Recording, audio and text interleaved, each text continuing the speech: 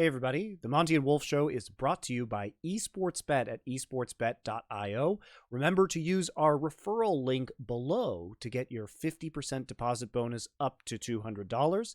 And you can go ahead if you sign up right now and play in their World's Prediction Series for free. Now, what is this? You get some DJT, the proprietary token of eSportsBet, and you get to play with it and win up to $300,000 if your predictions go well throughout the rest of this year across multiple esports titles. You can get more DJT and go up the ranking if you also deposit crypto at a 50-1 bonus right now for those deposits. So head on over to esportsbet.io.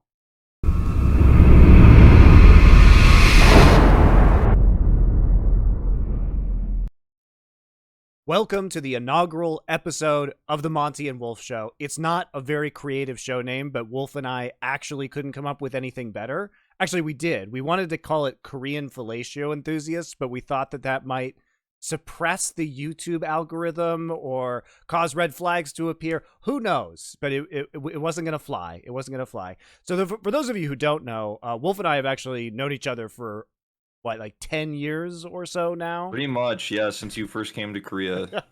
So, and I know people who watched Overwatch League knew that we knew each other and worked together, but in League of Legends, you probably didn't know because Wolf and I were working in different games. He was working on StarCraft when I was in Korea working on League, and also doing Heroes of the Storm for a long time, but we knew each other well and have been friends, worked on Overwatch League together, and now he's taken my job at LCK, so we're going to make a League of Legends show together now. Yeah, I'm really excited to talk more about LCK and hopefully bring more eyes on the region and do a more regular show. Obviously, I do Pog State at the LCK, but this is going to be more regular, and hopefully we're coming out like at a more quick-paced time for you guys so that we can talk about the games as they're happening week to week instead of kind of at 2-3 week checkpoints. So keep you guys more up to date, basically. Yeah, that's right. So we're recording this for me in the US. It's Sunday night. For Wolf, it's Monday morning in Korea. So it's basically 12 hours or so after the last games have been played to maximize the amount of time that you're able to watch this before the next week of games start, which is on Wednesdays or on, I guess, Thursday mornings in the United States. So you guys have, or I guess it's Wednesday mornings technically in the United States. Anyway, you get it. You get the idea. Maximum amount of time. And so what this is going to do is we'll have probably hour to hour and a half long show. So it'll be bite-sized like Best Damn League show for LEC. Also here on the Inside on Esports channel. So be sure to subscribe and everything like that. Very much helpful. And we'll be doing this weekly during the LCK season. And that way you get weekly content, which nobody else is offering right now for the LCK in terms of podcast format. And it'll be fun. It'll be a good time. We're gonna kick off our conversation today with discussing what happened at MSI and the very, I would say, disappointing finish for T1. They were the presumptive champion going into MSI, especially with RNG playing remotely. But in the end, they fail in Game 5. It was reminiscent in many ways of the World's Final from last year in Game 5, where, the biggest disappointment for me is like I have to watch the best player on a team. And the World's Finals, it was Canyon, and he picked Trundle in Game 5. And in this case, it was Korea, and he picks Yuumi in Game 5. And there seems to be this cowardice emanating from the Korean teams in these do-or-die situations where they want to play something that might be technically correct, but in doing so, they take away the playmaking capability of the star player on a roster who has carried games in this same best of 5, and then they kind of just slowly bleed out and play extremely badly when everything is on the line. Yeah, I honestly, I think that it was a big choke for T1 in that final game. A lot of people want to blame it on blue side, red side, and there are some serious inherent advantages. Just pull. Well, Holt, the Korean analysts on the Korean broadcast, heavily talked about it when I tuned in to see their thoughts, because I actually watched most of the Korean broadcast for that finals. Then I opened, kind of like DC Inside, and I was seeing what Koreans were saying there, and everyone was blaming blue side. And then I saw Polt's interview the next day, and I was like, oh no, but you're supposed to be the guy who says absolutely not, you crazy fans. Like we came together as a unit and kind of failed in this one. Um, but anyway, besides that, like obviously there are some inherent advantages in a draft where you have the ability to grab Gwen early, and also the way that you can play prio in lanes is much stronger on blue side because you can very easily invade a lot of the jungle. You can invade top side red pretty easily if you have a lot of mid prio and top prio, and the same is true of the blue buff on the bottom side. So there's a lot of strengths to having that blue side advantage. But Faker kind of running it down a little bit. You know, blue side was the reason why the Korea detached on Yuumi and got caught by Rakan. If they had been on red side, that would not have happened. If they had been on red side, Wolf, I swear to God, Faker would not have just inted that lane as Ahri and blown all his summoners early. That definitely wouldn't have happened. So yeah, there were a lot of problems there, but I think the issues with MSI started much earlier than Game 5 of the finals as well. And for those who follow me on Twitter, you notice you probably saw all the hate and all the quote retweets of my tweets where I was criticizing them in the Rumble stage because they looked very weak there. And T1 has this tendency to play overconfident and play as if their opponents are just beneath them, which usually for Korean teams doesn't extend to international events because they play a lot slower, they play a little bit more passive. T1 was kind of not doing that. And so they famously try to sneak Barons and fail. They famously try to hold Barons and like leash them and not actually turn on Barons and then end up losing out on those fights. And in the Rumble stage in particular, there were so many games where T1's mid-game team fighting and vision setup was just straight up inferior to what we were seeing from RNG. Even though the match is not against RNG, you could see RNG was playing a more fast-paced and more clean game around the macro. And I think a lot of people like to equate, well, LCK is the macro region, and LPL is the crazy region where they just do team fights. To be fair, that is generally true. However, these two specific teams were like reversed. Yeah. So exactly. So in this case, like RNG was the smarter vision team, and they set up vision traps a lot, and they were thinking a lot about how they wanted to fight for objectives. And T1 is a very strong team fighting team, but when they take away their ability to do so by playing into poor vision and being behind in mid games because they threw an objective fight on a Drake or tried to steal a Baron and failed, lost summoners, lost ultimates trying to get in or out of those fights, and they're fighting with one hand tied behind their back as they often were in that best of 5, then like you don't see some of those strengths. But RNG had way better vision setup all tournament long, and like I think anyone who was really predicting that T1 was going to take that finals wasn't really watching like what RNG was doing. And in my opinion, I thought the finals was way closer than it should have been. I thought it was going to be a 3-0 3-1 for RNG just simply because they look to be, in my opinion, the far better team. RNG had their own problems on red side in that series too. Their drafting suffered there, and it felt like they couldn't figure out what they wanted to do as well. But at the end of the day, like I think T1 learned a lot from the tournament. I mean, hopefully, knock on wood, right? Because the choices they made in the mid game were so poor, and their vision control was so weak because they played a setup in the LCK where they were by far the best team, and it was a meta where if you get the first Herald, you get ahead, then you get the second Herald, then you get 3 Drakes, and then you win the game at 22 minutes or 25 minutes. And there is no conversation about vision. There is no conversation about, ooh, like we lost control of Drake Pit. How do we take that back? Like they never lost control of anything. They were always ahead. So you compare that to RNG, who had an extremely difficult playoffs run in a more competitive playoff format. They learned a lot on their way to that MSI finals, just like they did in MSI in 2021. So hopefully in summer season, bringing this back to LCK, hopefully in a more competitive LCK summer, T1 will be challenged more and they will learn more. And so far in week 1, that has been the case. They have been challenged. They did not get free wins, even though they tried to draft like the games they were playing were straight up free wins. Then they had to try hard draft later on. Well, I think also it has to be said that this patch is probably not incredible for T1. And some people might think, oh, well, Gumayushi is going to have a harder time inting on this patch. And you would be right. That is technically true. If he's out of position, he's less likely to die than he was before. But I think part of the problem is, if I'm T1, like if you really boil down their strengths to the basics, right, which we saw last split, it was long range picks and skirmishing, skill checking, and then insanely good cross map play, right, where they would get incremental gold advantages from cross mapping. It wasn't around, as you're saying, Wolf, like these Baron or Dragon controls in the mid and late game. They never really fought those because, as you said, they either had the vision control or they were making a long range pick before those fights even happened, and so they would be naturally at a player or two advantage. Now the problem with having great cross mapping is that on this patch, obviously it's harder to cross map and kill people because they are more durable, and then secondly, I think this is the most important one, is that the increase in turret damage makes tower dive significantly harder, which makes cross-mapping effectively way harder.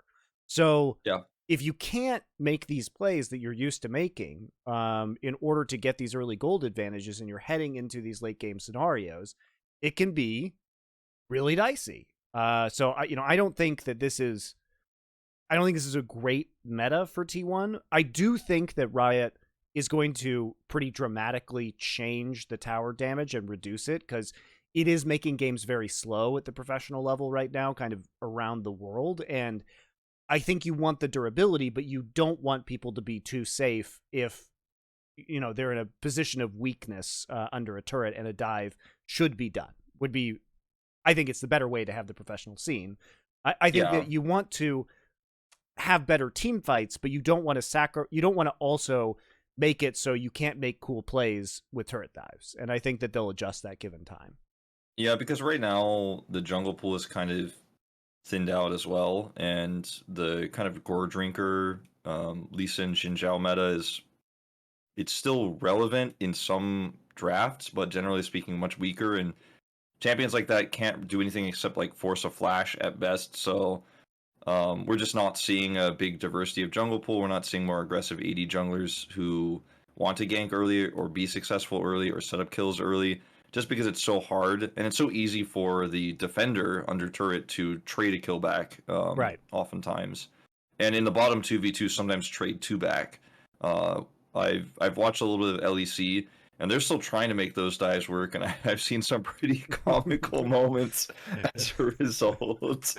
Yeah, I think teams are really afraid of making those dives too, because the problem with this from a fundamental level at the professional scene is that if you are losing on one side of the map and you try and make the aggressive play, cross map play to make a dive, and then you also lose on that side of the map, the game is over. Like, that's it. You're just fucked. Yeah. So that can't be the case, I think, at the professional level. Like, there has to be some level of punishment that is, reasonably possible, and it just doesn't feel like that exists right now. So teams are playing really scared. And I think that there's a lot of other aspects of why the game is slow. Like, Drake's got nerfed to a certain extent, like Ocean Drake got nerfed. And because of how durability works and because of the meta champions that we're seeing in the pace of the game, because of those turret changes, getting Drake advantages and threatening with Soul Point, like, oh, I want to fight for Soul, like, you guys need to come in here, I have an advantage, and I have vision set up, and I'm going to take this favorable fight. The enemy team can just simply go, no, we're also scaling, so it's cool. Like, you guys can have Cloud Soul. We're not that interested. So it's kind of trivialized Elemental Drakes quite significantly, at least in the LCK so far. So we're seeing teams just literally be willing to take 0 Drakes and try to flip on Elder. And it's worked, actually, several times, too. So something has to change, and I think that watching the LPL, they play a little bit more aggressively than the LCK. I haven't seen too many games, but every time I kind of poke my head in this week, I've seen the games are a lot more fast-paced and they're a lot more aggressive with pushing their leads, the team that's ahead. So we're seeing a lot more clean one-sided games in the LPL where you get a few kills around those first objectives, then you push the advantages, and then you actually are able to somehow end the game faster, whereas LCK is playing a little bit more passively with those small advantages. So I think the LCK will evolve, but my fear right now, Monty, is that the LCK loves these slow metas. Yep. They might just be like, happy to scale and sit back and be like, this is cool. Develop incredibly bad habits because of this as a region, then go to Worlds and get absolutely shreked by even like the LEC potentially, who figures out how to play the mid game more aggressively and punish. Because in my experience with LCK players, outside of like some players on DWG Kia, like I know the DWG Kia players and some of the Nongshim players, namely Ghost, who used to be a DWG player, like to watch international events. They talk about LEC sometimes even on interviews they do. But I think a lot of LCK players do not watch LPL, do not watch LEC, and so it falls on the coaching staff to kind of figure out and adapt. And as a region, we're very slow to do that. And I think part of that comes from the fact that coaching staffs are pretty rigid in their ways in terms of how they see the meta. And that's kind of been a trend in Korean esports, even as far back as StarCraft, is like, no, our region is best, our method is the best. I don't want to adapt other regions' methods. We want to play safely as much as possible. Yeah. And also, it's kind of a Korean cultural thing, and I don't want to get too deep into this, but if you try something new and fail, it is very embarrassing. To like put it very simply, if you try a really cool pick and it works, you're like, everyone's like, wow, this guy's so awesome. But if you fail, you're getting crucified. Like, what is this team even respecting the league? Like, why are they trolling? Like, this is not it. I mean, this is not meta. Just think about it, guys. You're hearing. Are you hearing a lot about like Korean startup companies like making it big? No, you only hear about the massive conglomerates that have been pumping out. They've existed for decades already, guys. It's the level of individual innovation kind of low in Korea as a whole. Yeah. So. That does worry me because in the past, like in old League of Legends, you know, in your early years of casting, especially if you go back to like 2013, 2014 and stuff like that, Korea did kind of innovate a lot of stuff, and lane swaps I know is one of the topics that comes up a lot. But Korea was just the best, and then those strategies kind of evolved in Korea, and then the rest of the world followed Korea. This meta feels like a meta where everybody's playing slow, but Korea might just be stuck in playing slow forever, whereas the rest of the world figures out how to get advantages elsewhere. And that, I'm very worried about what that means for Worlds. Because right now a lot of people are thinking default, like, okay, but last Worlds we didn't win it, but we had 3 teams in the top 4, so doesn't that mean we're the best? Right now I'm kind of worried we're not going to have as many representatives in top 4 going into the World Semis. I mean, we'll get into that. Like, I get what you're saying, but I guess I wouldn't be as doom and gloom, because as kind of one-sided as Spring was, the fact that Nuguri's back on DWG Kia right now, and the fact that DWG Kia themselves tend to be a more aggressive team, right, and tend to be more proactive, I think is a very good sign. I think that there are some other kind of up-and-coming mid-table teams that might be able to like squeeze in as like the 4th seed, and we'll talk about that later on in the show as well. But overall, it does seem that the field is more competitive, right? Because it's not just T1 and then Gen.G being like kind of obviously worse. Like DAMWON KIA has been really good out the gate, and I think they've been proactive and they've been aggressive, and they've shown some really good objective control and team fighting. And then, you know, Gen.G maybe not tested as much. Like KT and Hanwha Life are not the top opponents, but their wins were pretty clean overall. And then also, I mean, you have DRX that's looking kind of surprisingly good, and they would be one of the less aggressive teams, but they you would say, I think, that they're well suited to this meta. Yeah, I would say that. And DRX is also, they have a really good understanding of the meta right now as well, very early on, and that's why Kingen and Zeka, both who were very mediocre players at best, because in part due to their consistency, they've had their highs in the past, but like the average is very low. Have really popped off on, in Kingan's case, tanks, where he has always excelled. His Gnar, also arguably his best champion career, and then Zeka, who had just terrible laning phases throughout his career outside of Korea as well. Suddenly just saying, oh, well, if I can play Azir, my laning is fine, and my decision-making on Azir is good. Azir is such an interesting champion in this meta, because for most people, they're like, oh, boring scaling meta, I hate this, it's just so slow.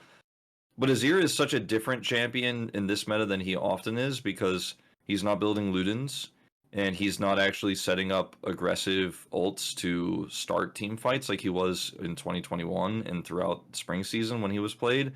He ults defensively to protect himself and the carry and builds double mask and goes Leandries and actually kind of just is an AP carry, as I like to call him, where he's just sitting back, no burst damage, only slow damage. Yeah, he's a control mage. And he's paired with an Ezreal and a Trundle in the jungle, so there's a Trundle pillar like popping up, and then there's Sand Soldiers just poking somebody relentlessly in a choke point, right? And the Ezreal is throwing Qs out there. Like it's not super exciting. It's not exciting, but I think that the way that the best Azirs are playing him right now shows a lot of depth. Like, for example, when you look at Chovy, he's played so much Azir throughout his career, but he's known to be an extremely aggressive laner with Azir and setting up picks around first, second Dragon, first Rift Herald, because he has lane prio and he has level 6 and he's going to hit a big ultimate. And that's like what you know Chovy as an Azir player. But he's been, in my opinion, by far the best Azir player we've had in week 1 of LCK, with a completely different playstyle. And I think it just shows massive depth for a player like Chovy. And then Zeka also on the Azir just coming back, showing, okay, he has a pretty big mastery of a slow, controlled Azir versus Zeka's most famous champion in spring, the Akali, right? Just a completely different style of play. So that's one of the biggest standout reasons why I think Zeka is a player that people should be watching right now, because he's clearly in good form right now. Like, his discipline is strong. He has a wide champion pool. And I think the mid meta right now, as boring as it is, dictates what comp you can run. Because if you have a Azir, then you get prio and you can play slow and you can play burn damage against tanks. You feel good about that. If you have an Ahri, you have to play basically pick based. Yep. You're not going to be playing as much scaling damage. I made this joke earlier this week. If you have Victor, you're fucked. You're probably gonna lose. He is 1-3. He's 1-3 so far in LCK. Well, here's the reason why, though, because Victor is a champion you pick late in the draft because you're like, we failed to hit an archetype. We didn't do the slow type. We actually can't do pick with the comp that we put together. We have to do inferior scaling, and Victor doesn't proc Leandries well. We're screwed. Like, Victor is the we also need late game AP damage, but we don't have a proper setup for it, and there's no other good pick. So that's why we've seen in the LPL people play Brand in this scenario, which has been kind of interesting. I hope that LCK tries more champions, but Victor has been oh man, we lost draft. We picked Victor. Well, to be fair, Showmaker did win on it, and the other two players who have played it are Karis and BDD. So maybe it has to do with operator error as well, or not being on potentially top teams, right? I think that's a fair assessment of the champion. But yeah, I mean, I think it's been pretty clear overall that there has been this immense priority on, Ahri, Azir, Corki, or when it's up, Twisted Fate. So yeah, Twisted Fate also, DAMWON, such a good team at controlling the early parts of the game there. That was also just a really poor series yesterday by Live Sandbox. Their drafts were atrocious. So Showmaker just locked in his Twisted Fate skin, and he was ready. He was ready to go. Of course, as Showmaker, like a legendary Twisted Fate player. So the fact that it's this powerful in this meta, and you think you're going to match it if your closer coming up with the Silas just not working out. Although I do appreciate that Liv Sandbox like really likes to scrap and like really likes to get into these fights and play these skirmishes, because it did make the games exciting. But I also think that if we look at DWG Kia, they could easily be a favorite. I mean, they look better than T1, at least right now. T1 might be suffering from the MSI hangover. We didn't know what shape Nuguri was going to be in, given the state of the game and like the state of his level of practice. He rolls into his first matches, plays a couple of tanks, and then he's on Gangplank at Aatrox and playing carries extremely well, especially the GP in their first game versus Liv Sandbox. So it is, I would say, really encouraging to see DWG Kia in this state. They're even willing, I think, to take riskier picks. Like we see the Graves and the Poppy coming out from Canyon, which are not super meta jungle picks, but made a lot of sense in the context in which they were selected. So they seem really versatile. They seem really confident. They finally have a top laner with a pulse, and hopefully Dokdam and Kellen can live up to the promise that they showed before they were on this roster. Yeah, I think right now in my tier list of the big three, we call them in LCK, the three teams who have world's titles under their belts. Are you counting Gen.G as one of those teams? We do count fraudulent. Gen.G. That is no, fraudulent. because in the sale of Samsung to Gen.G, part of the deal was that they actually got the achievements as well, and they rolled over. That's what I was told by Arnold and Gen.G people. Oh yeah, I'm sure they would like you to believe that. Turns out they don't get to decide, and they can't buy a legacy that doesn't actually exist. And when the management and the name is entirely different, you don't get to keep those achievements. That's just sounds how it like works. we have a difference of opinion on this one, Monty. LCK also recognizes them as having titles as well. So, well, yeah. Then otherwise they would have to eliminate part of their history, which they probably don't want to do either. So it's interesting how all these people it's in their best interest for this to be a representation. However, if it was a traditional sports team moving to a different city, we wouldn't say that sports team has titles. Weird how that. All right, I understand, but look, Samsung bailed on esports. Okay, they pulled out. We got to keep their legacy in here. They have some of the most famous players of all time.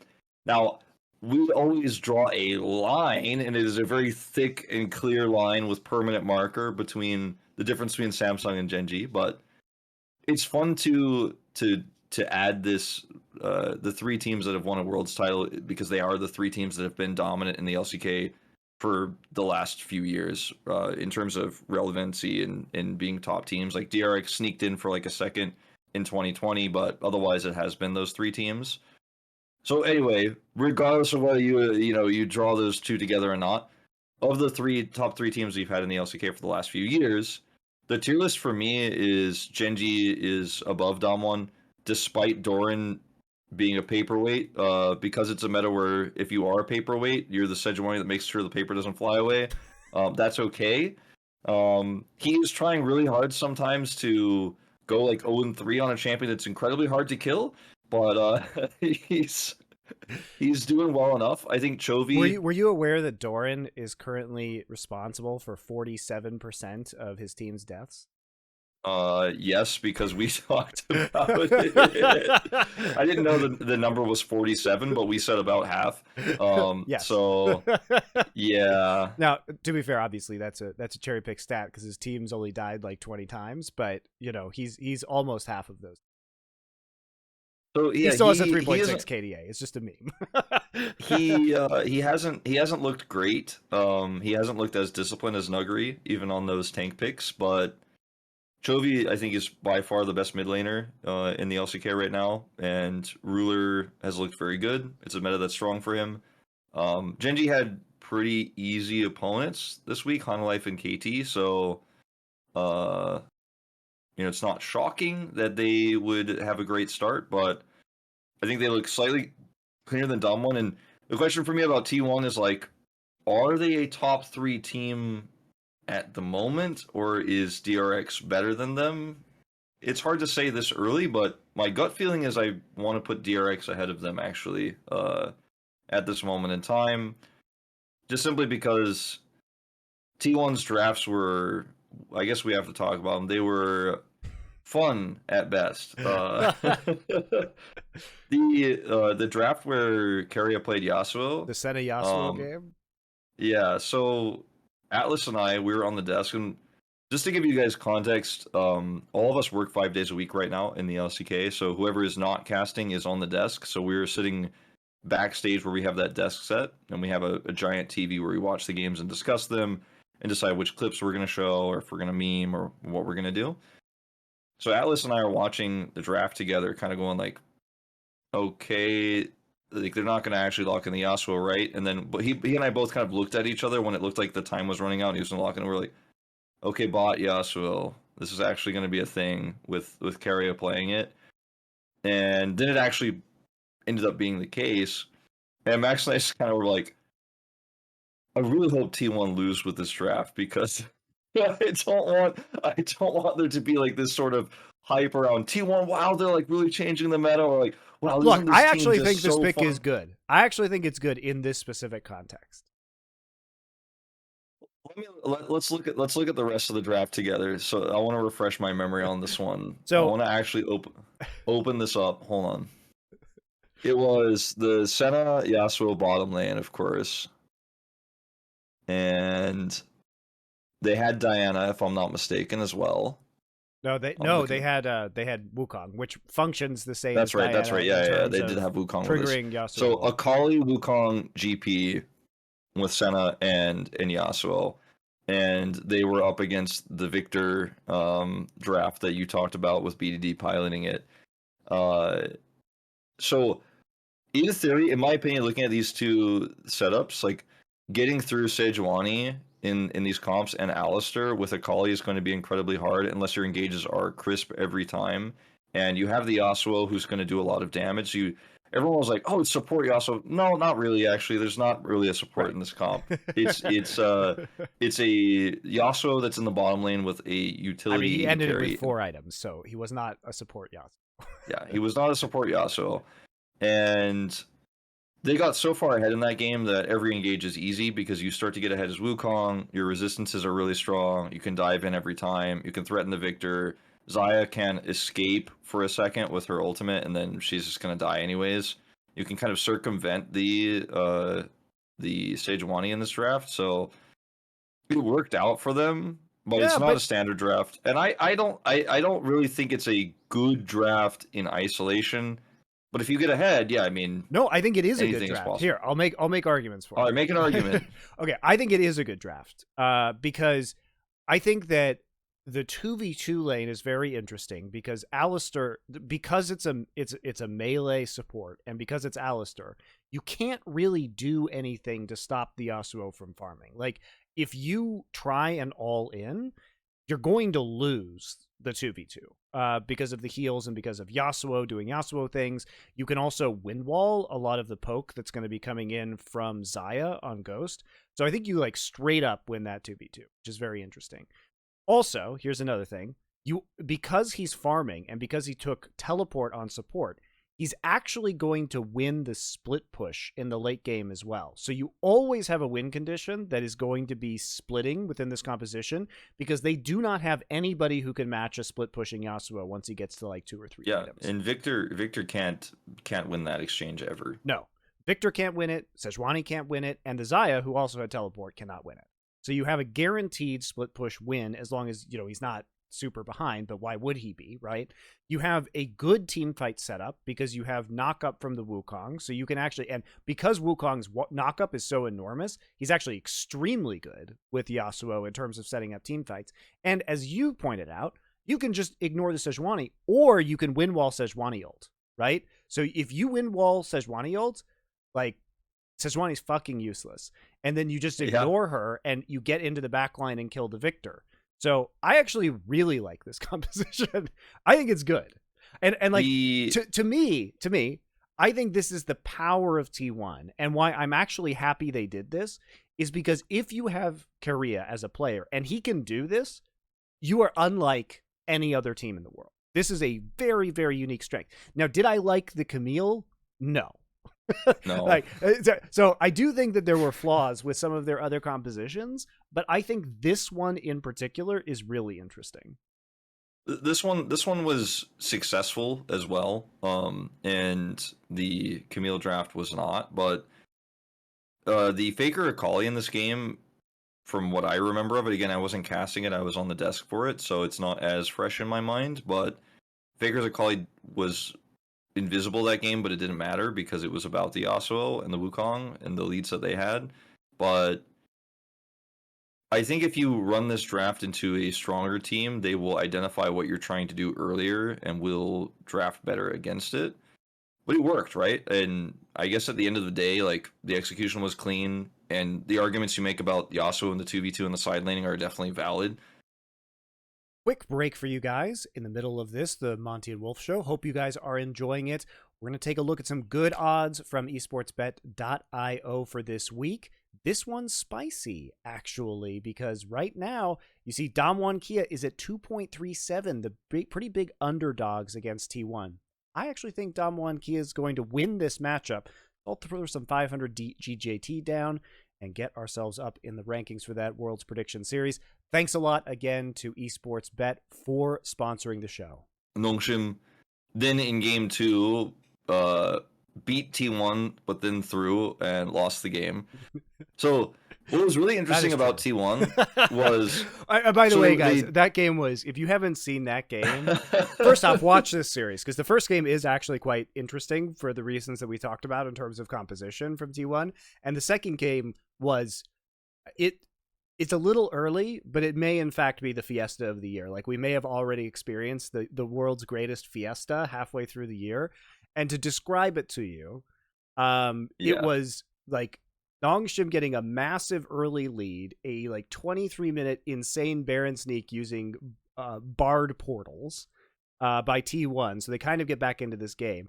There's like 3 Elder Dragons that are taken in this game. The first 2 end up with 9 players dying over them, and then Kana is being on Gnar, being the only one who lives both times. And it's just fucking hilarious because the game won't end because it just keeps ending, and it keeps creating these game states where nobody can win. So it is really, like, Kana gets a quadra kill with Elder buff on Gnar, and then he's the only one left. Like, he's the only, he's like the last man standing. He's just like throwing his stupid boomerang in like the mid lane, like unable to actually get an inhib. So it's really, really funny. Is the answer. And here's the thing, Wolf. Even in this game, like, I think the Bard pick was terrible, right? But what's so amazing to me about T1 and about Korea is, like, even though this pick was not working, they found ways to do things, like take the quick Barons and like have these like cheeky portal plays that are only possible with the Bard. So you can see the creativity in the moment on display from T1. Yeah, like, it is, I mean, they're very much trying to showcase like how much depth they have in drafting. I'm not sure what they're trying to prove with it, but it is very cool. The way they use the Bard ultimate as well to delay some of those fights and set up some potential combos was really cool.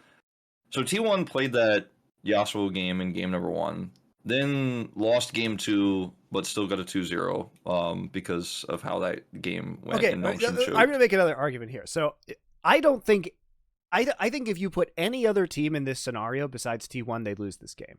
Yeah, I would agree. I'm just contextualizing. Yeah, as much as a clown fiesta as this game was, like, I think T1 actually did some really intelligent things in this game to even have a shot at winning it, and they had no business winning this game, but it was very impressive. And I want to draw like a line between that and the KT Rolster series they played, because in the KT Rolster series it was I'm going to be much harsher on that series. So in game 1 of that series, they had a interesting draft. It did not work. The Kassadin draft into the Azir, even though Kassadin to Azir in an isolation is fine, the rest of the comp didn't make sense. They had so much magic damage that it was super easy to itemize. KT beat them. Arya has a great game, his first good game of the season.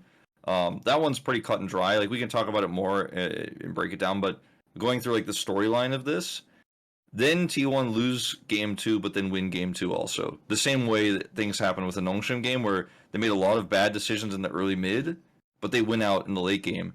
And that is because of A, what you just mentioned. They make a lot of really good late game decisions. And B, something that we didn't see in spring because of the meta and how they won games without really properly 5v5 fighting because they were so ahead, is their team fighting is actually really good. It's not something we really said about T1 last year because the enemy teams were always so far behind. They were often like a whole item or more behind across the board when the 5v5 happened, that like you didn't go, oh, wow, it was just so beautiful from T1. Look at all what they did there. You're just like, oh, the other team just can't even, there's just not even a chance. Like, this isn't even interesting. Whereas in this time around, T1 showed really good decision making, really fast, snappy engages as well with, not favorable vision control. Something, basically, we're seeing T1 do some of the things they didn't do in that RNG series and in the Rumble stage of MSI, which is figure out how to play from behind. And yes, it's KT Rolster, not one of our best teams, although they are looking better this season. For sure. But T1 being able to pull it back in a series like this where it's the telecom war, there's so much pressure on you. You had a bad series against Nongshim. I mean, in terms of that second game, it should have been lost. It should have gone to a game 3. Kerry even said in an interview right after the series, like, they gifted us that win. I think were like his exact words. They still like kept it together. Also, Zeus was extremely mentally boomed in that best of 3. He had a terrible series. He ended up getting POG because of the barrel play that actually brought KT, or rather brought T1 back into the game. But like, he had a very bad series. He was extremely emotional. He had his head in his hands half the series. So that was another weak point they showed. But like, they still kept it together. Like, he didn't get extremely tilted despite being emotional. And T1 showed us, like you said, that they can make great decisions against all odds. And that's somewhat hopeful, even though the drafts have been very creative. And I mean, the Kassadin draft was terrible. And if you want to talk about that more, if you want to have an argument for that, I'm all ears. No, I don't. I mean, Kassadin has like long been I'm not going to say a good. It's not a counter pick. It is you pick Kassadin for scaling and backline assassination because he is capable of surviving that matchup and doing okay in lane, right? Like, it's a survivable matchup for Kassadin, and historically, any survivable matchup for Kassadin is technically a good matchup for Kassadin because he gets to late game and then he shits on you. So, yeah. It's hard though when like the rest of your draft. This is a draft just to read it out, so I have it exactly in front of me right now. They had Diana Kassadin, which was the big problem for the AP itemization, because both of your scaling champions in this case can be itemized against very easily. And then they had the Camille was with a Callista, so it wasn't farming, so it's just not going to scale, right? I agree with your that's a fair analysis of the situation. And they had Nar, if you watch the game itself too, you'll notice that Guma in the first fight did a lot of damage, but in the like mid game fights and the late game fights, he tried his best, but he just was never able to actually do enough damage to kill anyone because his range is too low. And the comp in itself, if it had a more diverse damage profile or was or was in a different meta, like if it was a more dive based meta or like spring meta, it could have actually been okay. But into the superior range that KT had, it was always going to struggle. They just build tanky magic resistance and... Well, it's also playing melee into Wukong Sejuani is fucking terrible. So... And how do you break through that? Well, it's not just that. It's like the thing about Wukong is that he will proc Sejuani stuns on everybody so fast because of his attack speed steroid and his Q. That like he's just going to be popping stuns on anybody that walks into his range, so it's really, really difficult to even break through that. Plus his ult, plus Sejuani's ult, plus the fact that they're both basically unkillable in this comp. So especially with Mortius as a second item, like that's really. So I agree. I think this was a comp that for me didn't work, and you saw them immediately kind of switch back to the Jinx, Tom Kench comfort picks, which got them their 2 wins in the finals and were, historically great picks for T1. And then we see a much more standard draft and a very clean win in the third game of the series. Well, it was a clean win in terms of the play was good and the draft made sense. It was a close game. Faker had some really good outplays in the end. His quirky positioning was honestly phenomenal. I think KT kind of got baited into, we can kill him here. And then he and Guma had GAs later, and basically, like, the win condition for KT became impossible. Like, they just got out-meted because they're like, we can't win anymore. They just eventually got checkmated, but there were some scary moments for T1 in that last game, but it was a great telecom war, honestly, and this telecom war was very good. The last telecom war we had with Aiming's AP Kaisa was very close and very exciting. And people will forget, but I mean, I've talked about this a lot, but like, KT was not good last split, right? But that was almost a 2-0 for KT the last time that they played, and really T1 stole KT's meta basically after that series, they basically just became the better version of KT. They took those picks and they took the long range pick style and the side lane collapses that KT almost beat them with, and then they just started beating everybody else with it. So if anything, Yeah. it was really KT that catalyzed this style that T1 then just rode all the way through MSI. It's very true. And it's funny how the telecom war just always ends up coming back to be somewhat relevant. Maybe in 2019, 2020, 2021, not as fun or relevant, although KT did upset T1 in 2021 as well. It's interesting. I think KT are much better of a team this time around than they were in spring. The conversation we need to have is, will Arya stay in the mid lane or will Vikla come in? Because at the end of spring, Vikla was by far better. They looked like a completely different team when he was in. And then Arya actually is performing well now, at least in that second series. The first series, not so much, but you're laning against Chovy, you're playing Galio Well, into Azir. you're also playing against Chovy in a Azir meta, which is, that's a tall order for anybody. Yeah. I do think that this is an argument to keep Arya in, but I want more information. I want to see how KT does in their next few matches before we decide that like he's back and like you put Pickle on the bench, like this is the end. Because I still think that there's some fluidity potentially to be had here. Cuz also looked very improved. Cuz was so lackluster last season. I couldn't tell if it was him or Gideon half the time. Like it was just not a strong player, and he looks very good in a Wukong meta. So hopeful for KT Rolster. Not excited, but hopeful.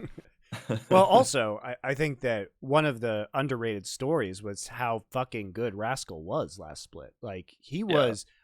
He wasn't getting hardly any help from this team with their mid lane troubles and their jungle troubles, and he was still absolutely outstanding. So for me, if Arya can keep up the form, and what's so disappointing is that Arya last year, I mean, the reason why he's on this KT roster is first and foremost because their deal for Scout fell through, if we're going to be real. Yes. Yeah, 100%. That's why he's there. He was a last. He was not the player that KT wanted to get. In fact, he was not the player that KT made a deal for, and then the deal was pulled. The rug was pulled from under them at the last second, and so Arya was a last second substitute. But even then, he has been highly ranked in Korean solo queue, and he performed quite well at international competition with Detonation Focus Me. So you would not have expected him, given that we have seen him play against world-class mid laners, even on a bad team and done pretty well, you would not have expected him to have this massive slump coming into the spring split. Yeah, and it's quite weird too because I think he going back to his international performances, he like outplayed Showmaker at an international event. Like it wasn't just like, oh yeah, he's doing okay against like some of the LEC mid laners or an LCS team. Like he almost beat Showmaker, beat him in lane at MSI, and then he came to Korea, and there's always this added pressure when you return to Korea as a player from like a minor region. Like we've had players go to Japan and come back. Obviously, from LPL and coming back is one of the least pressure ones because you usually went to LPL because you were already an incredible player. But other players go to LJL or the Turkish League, the TCL, because they kind of like either peaked or were pretty mediocre, and it's like, oh, I guess I can make money over here because no one really wants me in the LCK kind of situation. Even Rascal went through that period of his career. Speaking of which, like he was in the LJL for a little while. But he came back in, and because of his performances at MSI, the Korean fans really like him. Like, he's quite popular, and in his first few games, there were a lot of fan signs for him, like in his opening games, because we had, fan audiences off and on last season. And he came in with fan signs in Japanese as well, like Korean fans actually like writing it out in Japanese, respecting his LJL background. So for me, I thought, like, will he perform well because he's nervous? There's a lot of pressure coming back to Korea. Like, that was the question for me.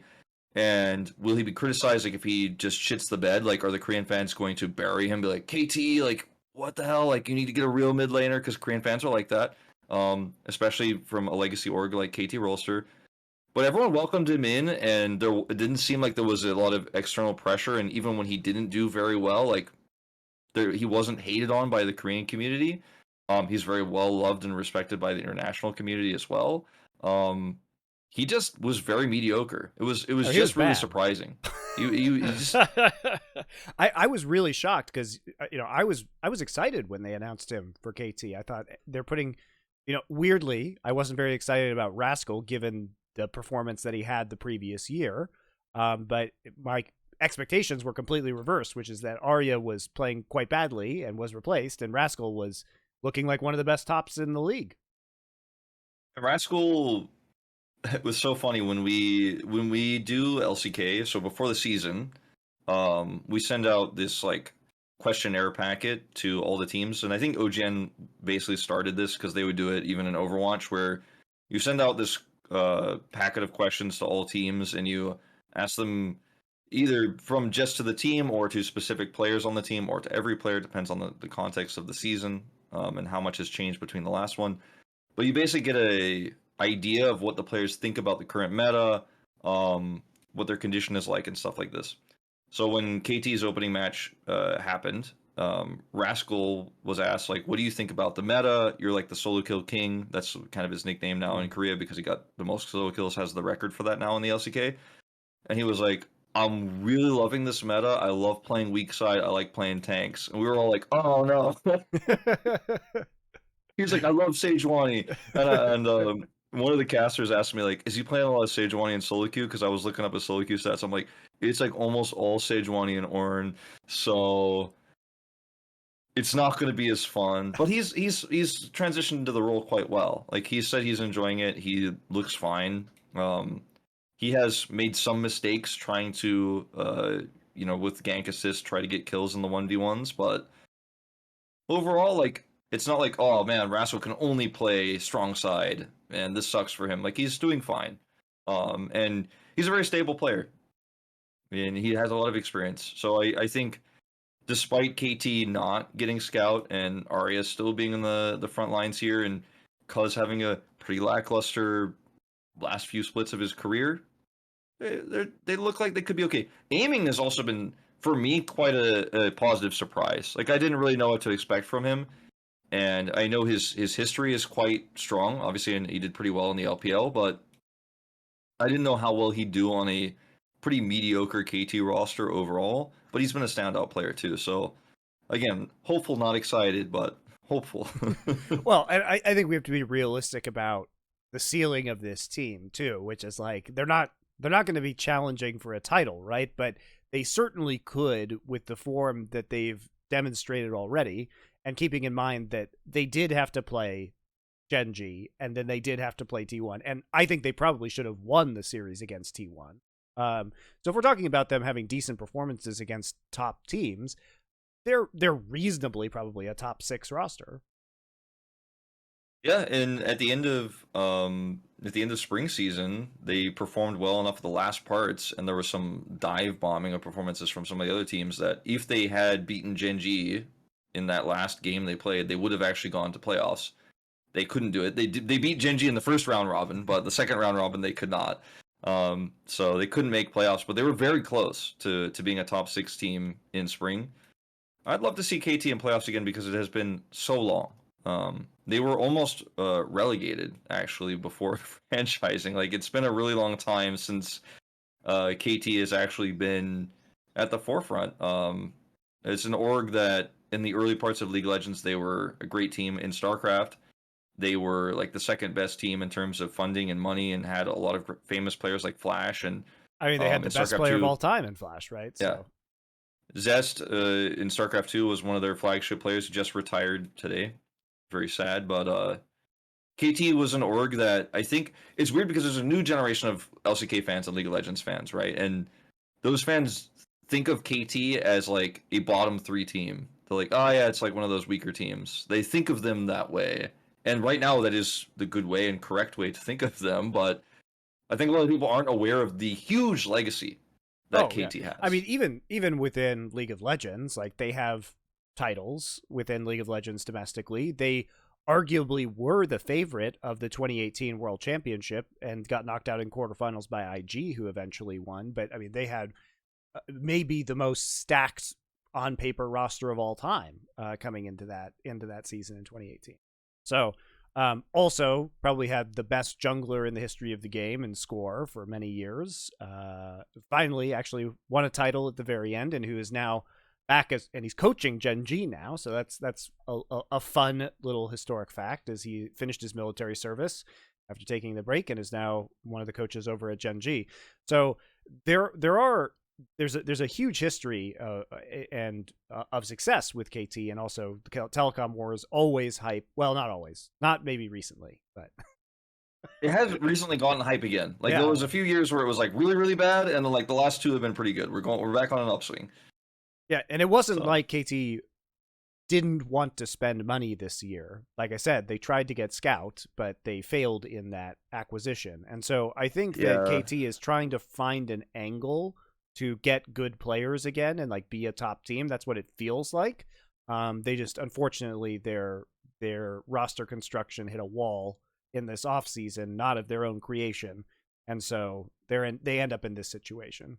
Yeah, so they tried to get Scout and they failed, and you know, KT the last time they spent like really big money was in that 2018 roster, which then didn't amount to them, I think, getting the level of international success and recognition that they were hoping for. I kind of, this is just my personal opinion, like I haven't talked to anyone from KT management, I don't know what their actual strategy is, but I kind of thought in 2018 they were like, oh, we're going to make a push to actually try to get the same sort of international recognition and fame that T1 has. And I want to make this team, the super team, bring back like KT's legacy from Brood War.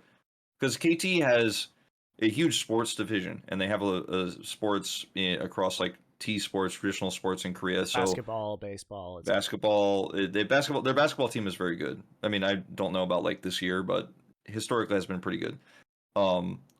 And I think KT in 2018 decided, if we actually build like a super team and people want to join our team again, we keep spending money, like we can actually find the same international success. And merch sales that were ramping up for SK Telecom around this time, like SK Telecom was suddenly like, oh, we're actually monetizing ourselves. Like for a long time, SKT T1 was really famous, but didn't actually like sell merch to fans. And I know, like, for example, you and Susie helped bring some of that merch to fans across the ocean and stuff like that. But after they failed, they kind of like were like, whoa, let's pull out. Like that didn't work. Like we spent a lot of money, not so good result. And then finally this time they're like, okay, we have Rascal, we got a prospect here, let's buy Scout. Scout's interested in coming back to Korea. We're gonna spend a lot of money and we're gonna build another really strong team.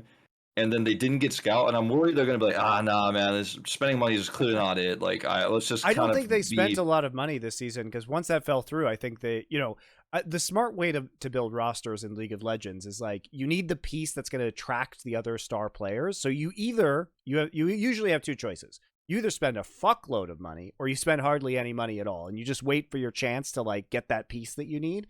And I think probably this roster probably has some different players on it. First off, if they get Scout, because he would have been the magnet that like attracts other players, right? So who knows what this roster would have, and well, not who knows. They know what this roster would have ended up looking like probably, but we don't know. And so I think that they may attempt that strategy again, because it was successful in 2018. I think the big difference with KT is that they, the value of them having international success is very low, just like historically SKT, because the only way you can buy KT or SKT things is if you're in Korea. So why do they need exposure outside of Korea? They can't sell their cell phone networks or their internet to you if you don't live in Korea. So for me, the reason why T1 has been able to keep up is because DWG Kia can sell you cars anywhere in the world, basically, right? Or at least in major international markets like America and Europe. The reason why T1 still has so much money is because they were partially bought by Comcast, and so they have other motivations, right? Yeah, and they really just kind of went fully international, and T1 was SK Telecom T1 was a League of Legends and StarCraft team only, and then after they dropped their StarCraft team, obviously they were a League of Legends team only, and then they were like, well, now we have a Hearthstone squad. They had like a Hearthstone, I think Hearthstone was like the first team they randomly like off-shot with. They were like, okay, we have this other thing.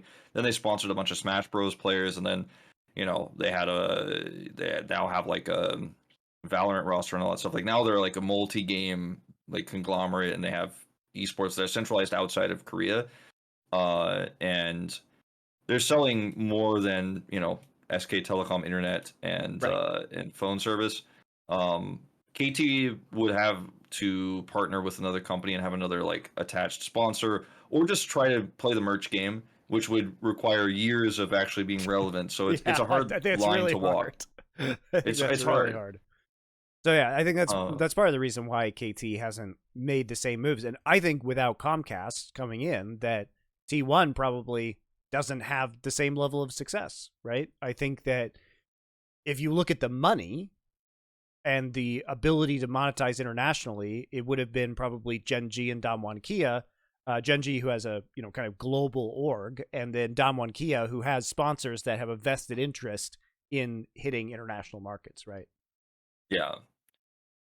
There were a few other, roster moves that they were never officially confirmed by anybody, but we all know it's true. Like Kenzie reported on it, Jacob Wolf has reported on some of these, like that nobody talks about. Like DWG KIA wanted to get Kana, right? This one is the one that's like very heavily documented because it was a big disaster about what happened in Nongshim, like fought for him, and some of that drama is like still not, I think, fully resolved to this day, but whatever. There was also drama between Kana and T1. They couldn't get him. Then they were like, all right, we're going to get the Shy. And DWG was like, we're getting the Shy. Like, it's going to happen. They didn't get the Shy. Yep. So then they got Birdall from Gen.G because Gen.G were like, you can have him because we got Doran and we have this kind of ex-Griffin team thing that we're building over here.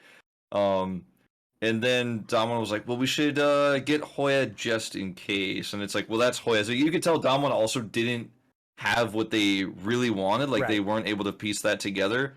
Now they got Nuguri back. Like, Nuguri couldn't make a deal with them either. Obviously, they wanted Nuguri back before any of these players I listed, but, like, Nuguri wasn't interested. Nobody knows what the real reason is. They might not have offered him enough, so he's like, yeah, I'll take a break. Like, come back to me when you have the money. Or maybe he legitimately wanted to take a break. Like, who knows? But they couldn't get him. Now they have him. So it's another, piece of the puzzle that's, like, come together finally now for a team that struggled compared to where they have been over the last few seasons. DAMWON now, might be able to make a finals again. Yeah, and if you guys, were not watching last year, Dokdom and Kellen, their current bot laner, were really good on Nongshim Red. They were very strong duo, and so it made sense that they would kind of graduate, especially because Ghost and Beryl were not looking great in international competition last year, if you guys hadn't noticed. So they wanted to make some sort of upgrade, but unfortunately they just had this black hole in the top lane.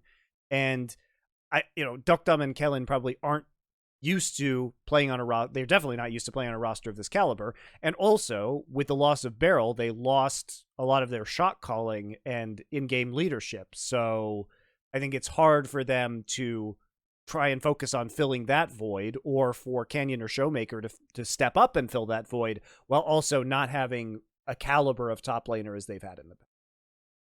Yeah, it's so much of League of Legends is actually decided in the pieces you put together, and there's kind of two sides to the coin. Like you mentioned, people want to come to a roster where they hear, like, if you hear scouts on that team, like, oh, I want to play with him, like I want to go to that team. There's kind of the angle of like building the super team and then building the synergy that comes along with it. It's kind of a two-part process. I said at the beginning there's two sides of a coin, but it's really just like a two-step process. You build a good team and then make those players like each other. And sometimes if you have a team for like 3 or 4 years, even if they are not a super team, the players can get experience and then become a super team if they stay together for a really long time. But usually you try to start like with your base stats, if you will, very strong, and then you kind of build the synergy and level up. But in the LCK, which is another issue I'm sure we'll be talking about for the next few weeks, is we don't have a huge influx of new talent right now. So there's a lot of fighting over the top players that exist and the ones that have had their time in the LPL and they're ready to come back. Like, so there's kind of this bidding war that's always happening, which leads to the teams with the most money and funding snatching up all the good talent. And then you have a bunch of like what feels like teams that are incomplete, oftentimes. I don't know what happened, why the scout deal fell through, but like KT Rolster's team was somewhat incomplete. They couldn't put the same funds in that EDG did, and I'm sure I say 100, but almost every other top team in the world was also interested in scout, including outside of LPL and LCK. Like there were probably other teams who were like calling him up, like, "Yo, would you like to play for us, Mr. World Champion?" So, um, I do want teams like KT to spend money, and that's why it was so exciting for me when I heard about the scout stuff. I was like, well, teams spending money, we need that, because there is not right now 10 to 15 up and coming players. We're like, oh, they're 17 now, they're in it, we're fighting over these ones. There are only like 3 of those, like players like Birdall and Zayas are coming in. Ilima, new prospect, Bulldog looking very good.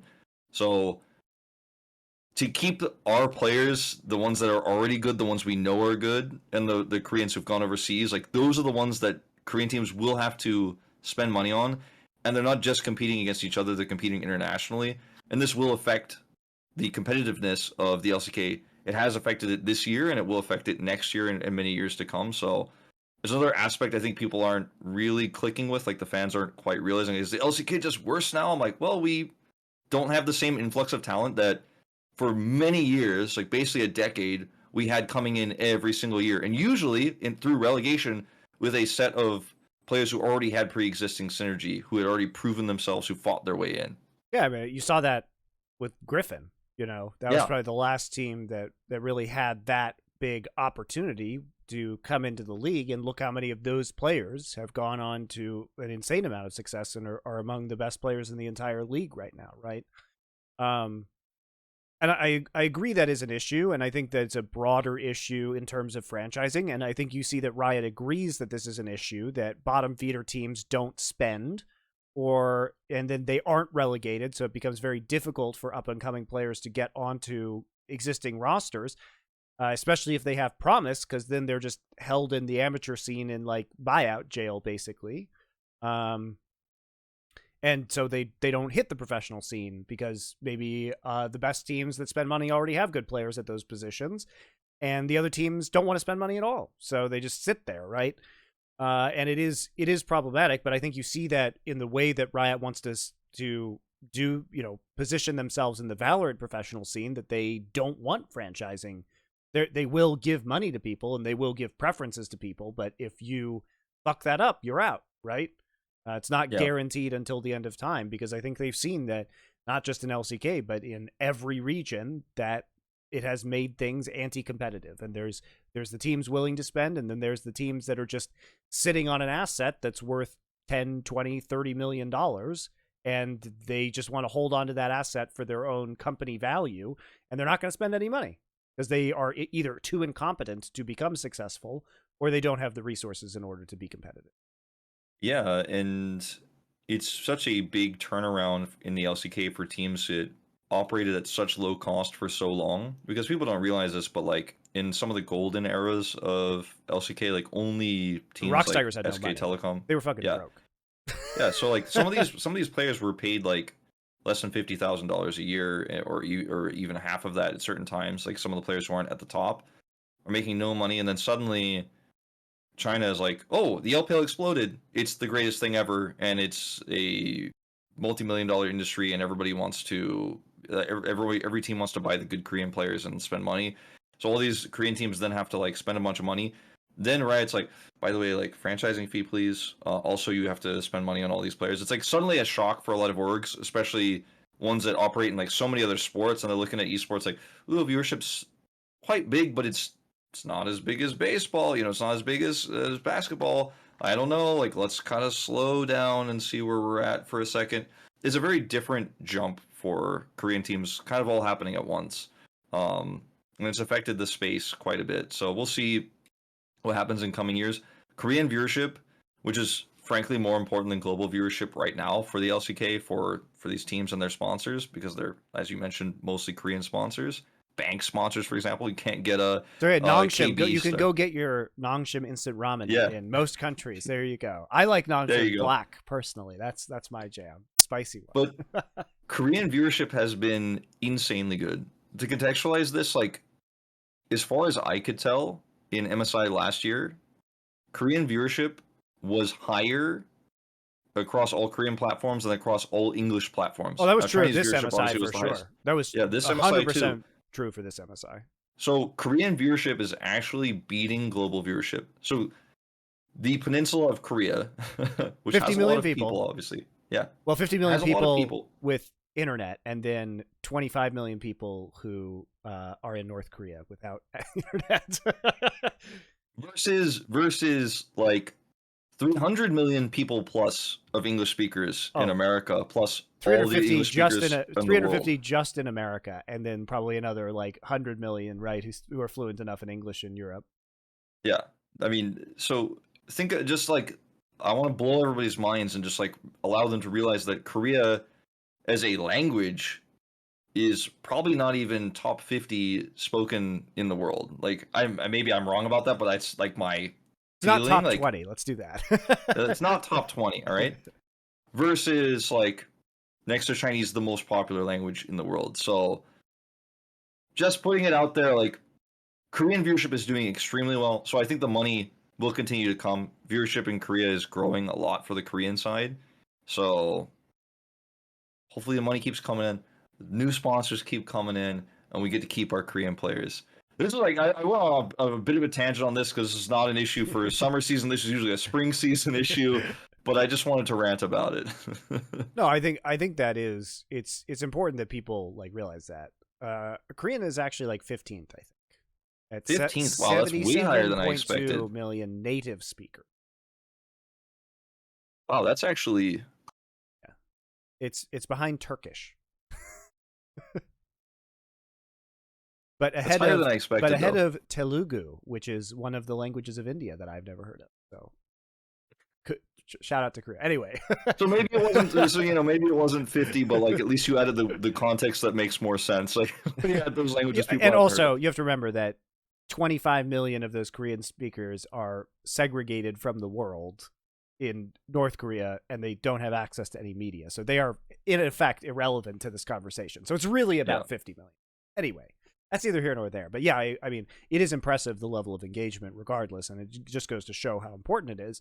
But also, the global viewership is not insignificant, and especially if products are available in China as well, like there could be, potentially very lucrative sponsorships here. It makes me sad that you can't have hard liquor sponsorships, because the soju companies that do very well in China, like sell, some of these soju companies are among the biggest liquor companies in the world. If they were able to sponsor an LCK team, they probably would, because they would get exposure in China as well. I'm not actually familiar with the alcohol branding laws in Korea, but I think it might be Twitch related. That is the main reason. I have no idea. Nope, it's that Riot makes it so hard liquor sponsors cannot sponsor teams. Oh, I didn't know that. Yep, they have excluded categories such as gambling, hard liquor, pornography, most cryptocurrencies, although I think obviously they've lightened up on some of the crypto exchanges, but they still have limitations in terms of like naming rights, which is anyway. Let's get back to talking about some of the Korean teams, because like we haven't talked really about Gen.G yet. Gen.G is the perennial maybe contender, but actually doesn't ever fucking win a title. They as you mentioned earlier, Doran looks like he's functional in this meta, but there are still tons of questions around this team. Like Peanut still doesn't have good playoff performances overall, right? Like if we're being realistic, Gen.G probably shouldn't have made the final with the way the Game 5 against DAMWON KIA went, and the fact that he got insanely bodied in that Game 5 by Canyon, and then they managed to magically pull out the victory. That was a great game. I mean, that was like sure, it was a great game. This is definitely going to be one of the most memorable games for me, when I retire from casting. But Gen.G is so, they are not the protagonists of the story ever. You know what I mean? Like Gen.G is a type of team that they're the annoying kid sidekick. They're the Krillin of DBZ. Yeah, that is LCK. Well, I was gonna say like almost like in terms of like a JRPG style archetype, like we're they're like not even the final boss, they're like the boss before the final boss, and it has like a long amount of dialogue, and there's like a whole like, I was almost there, blah blah blah, and like I'm the guy, but you have to beat me before you can get to the real final boss kind of thing. And like when you face Gen.G early on in the season, they seem like okay, I need to level up before I can beat this team later kind of team. Like they usually have a pretty good read on the meta before other people because they're not as deep in the international events, or they're just not at MSI ever because they didn't win the title to get there. So they have an elite team, a good coaching staff. They've always had a good coaching staff. Now they have Score. So they're always at the beginning of the season, strong players, basically a super team, good coaching staff, and then they just don't have the X factor. They just don't have the ability to turn that into clutch wins when it matters most, when the rest of the top 3 and top 4 teams like level up to meet them. It's almost like if you just grind enough, you can beat Gen.G as like other strong teams. Like, oh yeah, we'll kind of just eventually be more clutch than them because they just can't figure that aspect out. I think part of it is because BDD is either the most clutch player of all time or chokes like crazy. He was their previous mid laner. Now you have Chovy, who is a very selfish player and is starting to be less so over time, but all about me, all about my lane, all about my CS. I think that has held them back in the past. Good start to the season for Chovy, though, so far. It's a meta that suits him. I want to think that Gen.G could take the title this time. When I was asked by many people before the season started, if you had to predict who's going to win Summer right now, who would you pick? And I think as an analyst, like even like if we take away like the mysticism of Gen.G always failing, like I had to pick Gen.G. I was like, well, Gen.G seem the most likely. They made it to finals last time. They're so close. They're motivated. They have a strong roster. It's a meta that suits them. Like, Yeah. I have to predict them. T1 are a broken team right now. DAMWON KIA still rebuilding again, now differently in a different direction. I had to predict Gen.G wins the season. We'll see what happens in coming weeks, but Ruler, scaling AD carry meta. Yep. Great for him. Chovy, scaling mids, Azir meta. Great for him. Doran, worst player on the team. Doesn't matter. He's playing Sejuani top. He's not going to die. It's fine. Like, I don't know. It just seems like all the pieces come together. Also, Peanut had some really good games this week. Like he was extremely dominant. In fact, like there were shades of when he played up against Hanwha Life. There were shades of what Canyon did to him in that game 5 in terms of the early game. Like he was in there on a level 2 invade, just absolutely dominating. And Gen.G, I think their biggest problem was in spring with some of their teamwork, or Chovy always seems very disconnected from his teammates in the mid game. And like as spectacular as his laning is and as spectacular as his mechanics are, he's never really had a great macro sense of the game. And he feels like he's doing better at that in the few games that we've seen this split in this meta.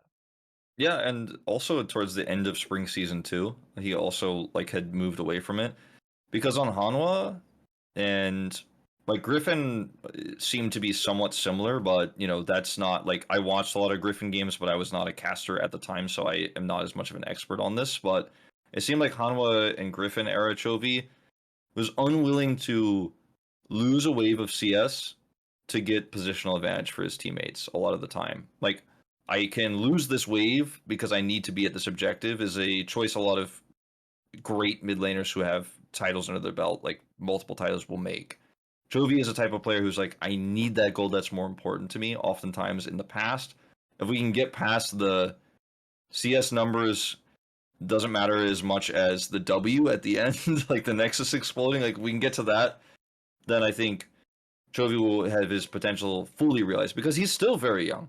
He's still incredibly young. Like his Griffin runs, he was just of age to play, and he's now a veteran, but also young. So I mean, it's also I think Chovy's got so much more down the pipeline. I mean, he's played 2 best of 3s. They've won 4-0. Obviously, they haven't had the toughest opponents, but he has also died a grand total of 0 times. And he's been playing safe champions. He played, 3 games of Azir, 1 game of Corki, so it's not super exciting. He's been playing more passive, long-range control and poke champions, but it is incredibly impressive that he's 14-0-25 so far. Yeah. He has used his ultimate so well defensively. His stopwatch timings have been very good.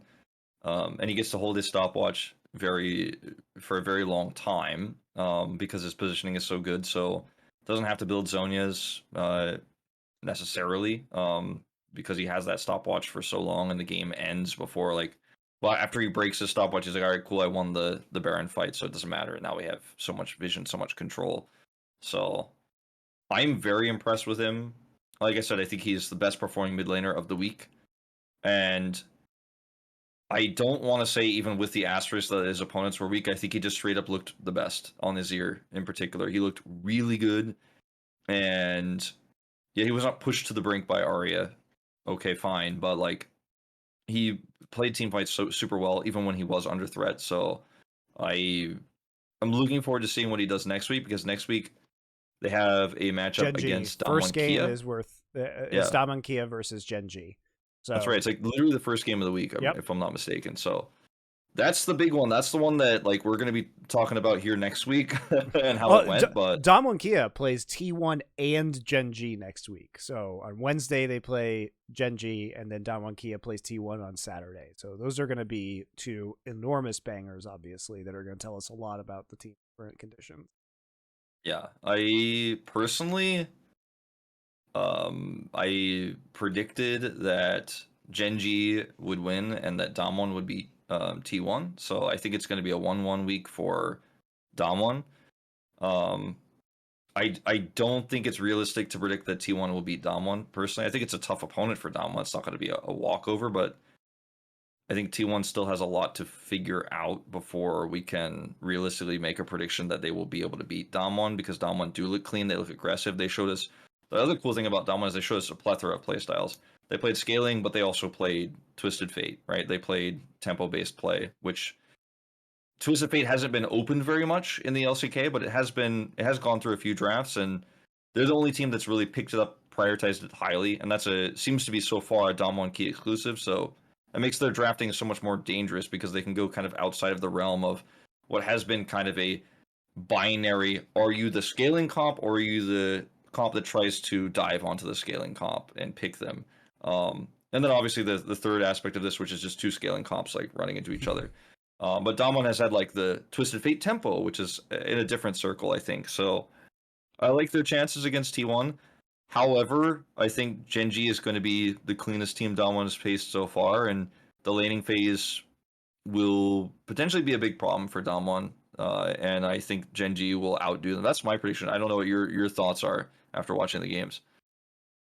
I think you're probably right about Gen.G versus DWG. As far as Twisted Fate goes, I mean, he's been banned most of the game, so I don't know if we know exactly, how good that pick is going to be. DWG just has so many threats that some of these picks are just going to, make their way through.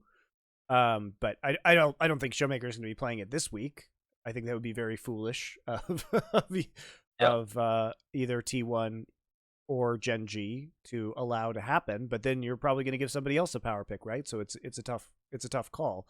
I think Gen.G probably does. I think you're probably right. I think T1 in their current state, I think DAMWON can face them very well.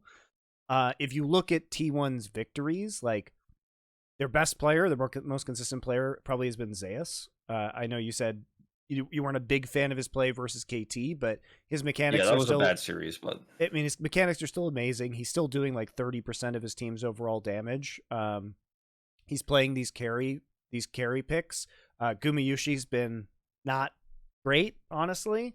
So I think they're really reliant on Zeus, and I think that it's going to be really hard for Zeus to play into Nuguri. I think that's a bad matchup for T1, especially since I think DAMWON can get more production out of most of their other positions than T1 can, right? So yeah, I think I'd take Damwon. And Gen.G, they've looked clean. They've been against kind of not great opponents so far, but this meta does seem to be quite good for them. Yeah, and I'm happy to be wrong about either of these, because if I'm wrong about DAMWON and they beat Gen.G, it means that okay, well, we have a great elite team in Gen.G that look very strong, but DAMWON has also kind of gotten their synergy together very quickly. And the Nuguri versus Doran angle there is also could be a similar weak point to, as you're talking about with Zeus and Nuguri. Then if T1 end up beating DAMWON, then what a big turnaround for them so early on in the season to actually kind of get it together and beat a top team after struggling against Nongshim, still winning 2-0, but struggling in that second game, struggling against KT in 2 of those 3 games.